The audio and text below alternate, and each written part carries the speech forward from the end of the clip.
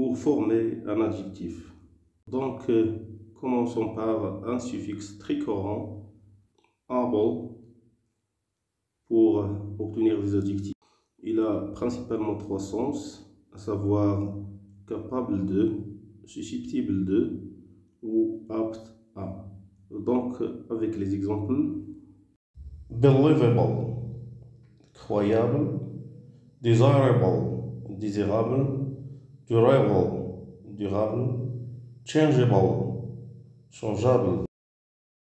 Cette fois-ci, nous avons ish, qui a trois principaux sens, à savoir appartenir à, ayant les caractéristiques de, ou bien encore près ou environ.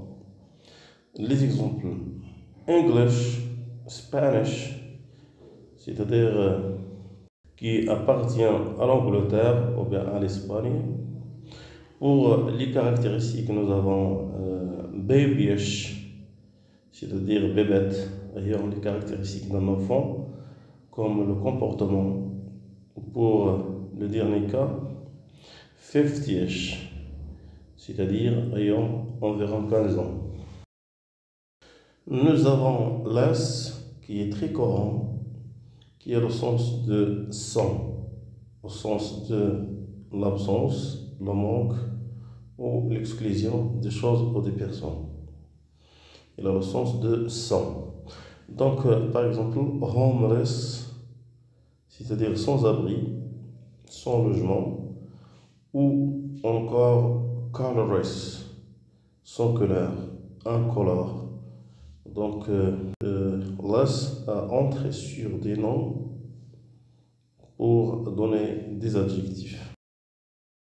Pour n, suffixe anglais aussi pour former des adjectifs, désigne la matière avec laquelle est fait l'objet ou relativement à cette matière, comme la préposition en français. Par exemple, golden en or, wooden en bois, ou woolen en laine. Et ici donne des informations sur la matière. Nous avons aussi un suffixe très courant. Il s'agit de fall pour obtenir des adjectifs qui signifient caractérisé par, ou bien capable de, ou tendant à. Donc, des exemples concrets: careful, ou bien beautiful, c'est-à-dire ici le sujet concerné est caractérisé par le soin ou la beauté. Nous avons aussi harmful, nuisible, capable de nuire, par exemple à la santé. Ou bien nous avons grateful, redoutable, pour former un adverbe. Donc, nous avons ici le fameux suffixe pour construire, former des adverbes en anglais, ly, qui a de sens principaux: chaque, tout ou tout, ou aussi de la manière mentionnée, c'est-à-dire elle donne des informations sur la manière. Daily, chaque jour ou bien tous les jours. Hourly, chaque heure, ou bien la manière stupidly, c'est-à-dire stupidement, bêtement. Nous avons aussi word, ou bien parfois words. Word est plus courante et a tendance à remplacer words. Donc, word sert principalement à former des adverbes à la fin des mots qui a le sens de dans la direction de. Que ce soit dans le temps ou bien dans l'espace. Donc, on souligne bel et bien le temps et l'espace.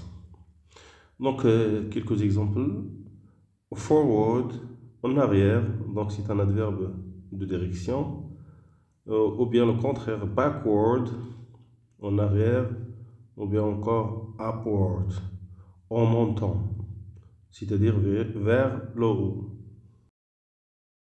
Pour former un verbe, nous avons ici un pour former cette fois-ci des verbes. C'est-à-dire ici le sujet fait quelque chose, c'est-à-dire verbe transitif, ou aussi subit quelque chose, c'est-à-dire verbe intransitif. Par exemple, elle entre sur des adjectifs pour former des verbes. Par exemple, bright devient brighten, éclairer ou bien faire briller ou bien illuminer. Dark, sombre ou bien obscur, devient darken, assombrir. Moisten, humidifier, c'est-à-dire rendre humide. Nous avons ify pour former des verbes. Ify pour former des verbes qui a deux sens. Faire être dans une condition ou un état, ou bien faire ou faire devenir une certaine condition.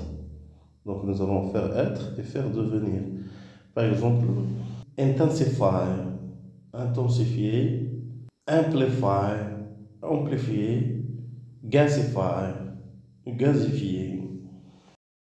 Nous avons ici eyes qui a l'essence de faire en sorte qu'il soit conforme ou ressemble à, ou bien soumis à une action spécifiée, ou aussi traité comme, ou encore exercer une activité.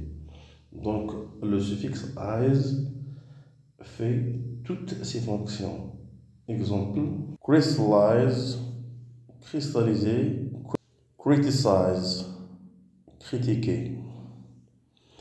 Idolize, idolâtrer. Philosophize, philosopher. Pour former un nom.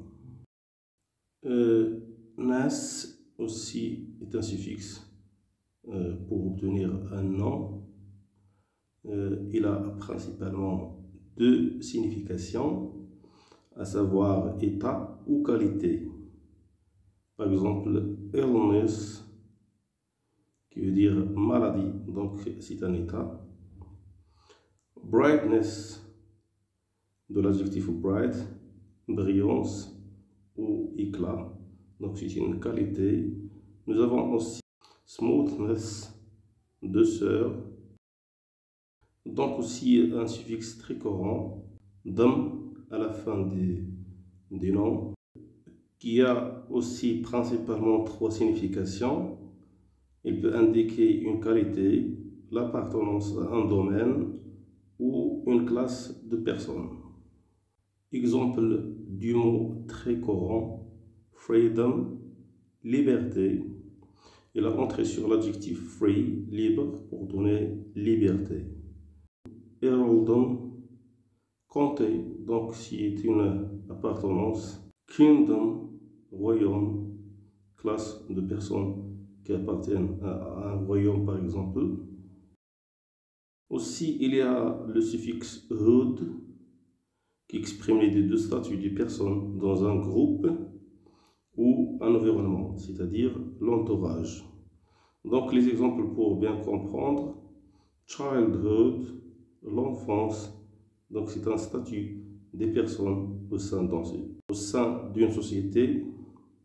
Teenagehood, adolescence, la même chose. Brotherhood, aussi la même chose, groupe de personnes. Statut des personnes. Neighborhood, le voisinage ou l'entourage.